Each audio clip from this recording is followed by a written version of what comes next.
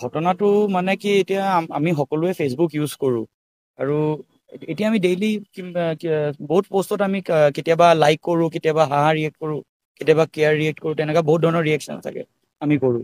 আৰু মই একচুৱেলি মই মানে গমেই পোৱা নাছিলোঁ যে তেখেতে এগৰাকী IAS অফিচাৰ বা DC বা কোনোবা নে কমেণ্ট এটা আহিলে, মই অলপ ফানি পালোঁ, ফানি পাই পিনে মই এইটো এটা হাঁহা ৰিয়েক্ট কৰি দিলোঁ।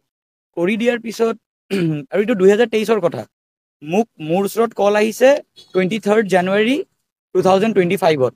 মোক OC-য়ে কল কৰিছে, কোকৰাঝাৰ OC-য়ে, যে আপোনাৰ নামত এটা কেছ আহিছে, আপুনি ইমিডিয়েটলি থানাত আহিব লাগে। মই কৈছোঁ মই থানাত মানে কিয় আহিম, মোৰ নামত কেছটো কওক।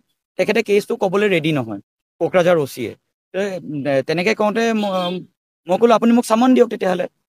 তেতিয়া মই গম পালোঁ যে মোৰ নামত এটা কেছ ৰেজিষ্টাৰ হৈছে। তাৰপিছত OC-য়ে কিন্তু ক'বলৈ ৰেডি নহয়। তাৰপিছতে মই মানে মোৰ অধিবক্তাক ক'লোঁ যে এনেকৈ মোৰ নামত এটা কেছ আহিছে, এনেকৈ কথা। তো তাৰপিছতে অধিবক্তাই OC-ৰ লগত কণ্টেক্ট কৰিব ট্ৰাই কৰিলে, OC-য়ে কেছৰ কথা একো নকয়। তাৰপিছত মোৰ আৰু এজন লয়াৰক মই ক'লোঁ কোকৰাঝাৰ কোৰ্টৰ, তেখেতৰ নাম ডেংকু ব্ৰহ্ম। তেখেতে মোক সহায় কৰিলে আপোনাৰ চাৰ্টিফাই কপিটো ওলাবৰ কাৰণে। তেতিয়া মই গম পালোঁ যে মানে অনাৰেবল ডেপুটি কমিশ্যনাৰ মিছ বৰ্ণালী ডেকা মেডামে মই জাষ্ট এটা হাঁহা ৰিয়েক্ট কৰাৰ কাৰণে তেখেতে মোৰ ওপৰত এটা FIR দিছে। তো মই মানে আচৰিত পাইছোঁ মানে যে আজি মই এটা ৰিয়েকশ্যন দিয়াৰ কাৰণে মই আজি ঢেকিয়াজুলিৰ পৰা কোকৰাঝাৰ কোৰ্টত আহিবলগীয়া হ'ল, মই বেইল ফাইল কৰিবলগীয়া হ'ল। তো মানে নিজকে বহুত মানে এটা বহুত কিবা লাগিছে যে আজি DC এগৰাকীৰ কিমান কাম থাকিব পাৰে।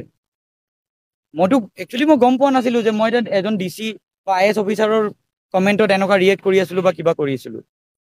তো মই বহুত দুখ পাইছোঁ মানে বস্তুটোত, যে আজি মানে এগৰাকী DC হৈ পিনে তেখেতে যে মোৰ নিচিনা এজন নৰ্মেল মানুহৰ মানে ওপৰত যে এনেকুৱা এটা হেৰেছমেণ্ট কৰিলে যে মোক, এটা জাষ্ট ফৰ এ ৰিয়েকশ্যন।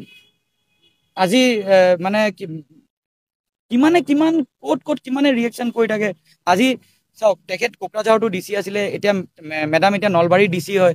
আজি এজন DCৰ ওচৰতো চবে ভাল কথা লৈ পেলাই নাযায়, কিমান অভিযোগ লৈ পেলাই যায়। তাৰমানে এতিয়া যদি কাইলৈ যদি তেখেতৰ ওচৰত কিমানে যদি বেয়া অভিযোগ লৈ পেলাই যায় বা কিবা লৈ পেলাই যায়, তেখেতে তেতিয়াহ'লে নৰ্মেল মানে আজি যদি মোৰ নিচিনা এজন নৰ্মেল পাব্লিকৰ লগত যদি এনেকুৱা কৰিছে, তো বেলেগ নৰ্মেল পাব্লিকৰ লগতো চাগে তেখেতে আৰু কিবা কিবি কৰি পেলাব পাৰে।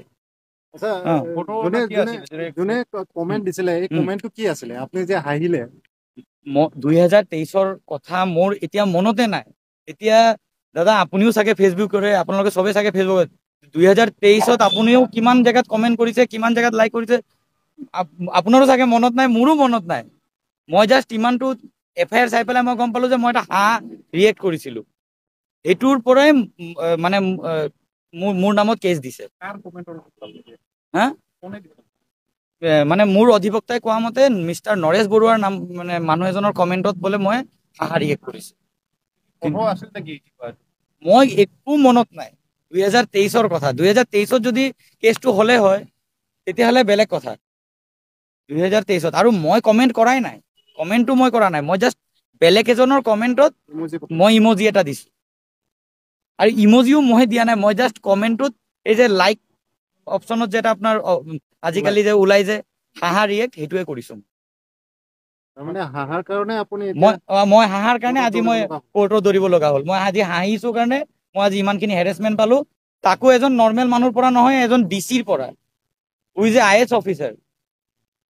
মানে ইমান ডাঙৰ মানুহৰ পৰা অপৰাধ হ'ল। মোৰ হাঁহাটোৱে আজি ডেটত মোৰ কাৰণে এটা অপৰাধ হ'ল। আৰু মই আজি হাঁহাৰ কাৰণে আজি মই ইমান কষ্ট পালোঁ, ইমান হেৰেছমেণ্ট পালোঁ। আজি মোৰ মা ঘৰত অকলে, মোৰ দেউতা ঢুকুৱাত আজি 5 বছৰ হৈ গ'ল। মোৰ মাৰ গা বেয়া থাকে,